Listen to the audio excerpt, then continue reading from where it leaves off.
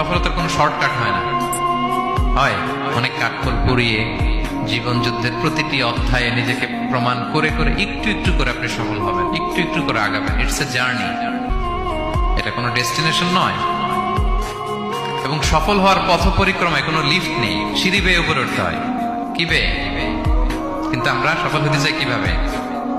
Direct 100 তলায় আমি সফল, উপরে সবার উপরে আমি, এইভাবে চাই সফলতাটা। সবার উপরে উঠে যাব, গোল্ড মেডেল গলায় পরাই দিবে, আমরা সাকসেসফুল না।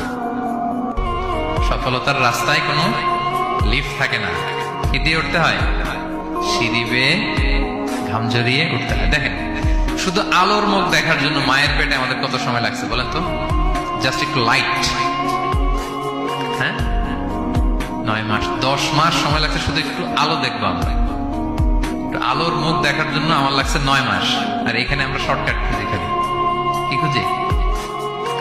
সফলতার কোনো শর্টকাট নেই। অল্প এফোর্টে যারা সফল হতে চায় এরা কোনোদিন সফল হয় না। ইউসুফ আলাইহিস সালামের জীবনীটা একটু খেয়াল করেন, একটু একটু করে তিনি সামনের দিকে গিয়েছেন এবং সবশেষে ইজিপ্টের ফিনান্স মিনিস্টার হয়েছেন। এজন্য ধৈর্য ধারণ করতে হবে, নিজের সর্বোচ্চটুকু উজাড় করে দিয়ে আপনার রোলটা আপনি প্লে করবেন, এরপর আল্লাহ তাআলার উপর ভরসা রাখবেন। কিন্তু অনেক চেষ্টার পরেও যদি কাঙ্ক্ষিত সফলতা না পান, হতাশ হওয়ার কিছু নাই। কারণ বিশ্বাসীর সফলতা শুধু দুনিয়াতে না, বিশ্বাসীদের সফলতা আখিরাত পর্যন্ত বিস্তৃত। ওইটা আসল সফলতা। ফামান যুহজিহা আনিন নারি ওয়া উদখিলাল জান্নাতা ফাকাদ ফাজ।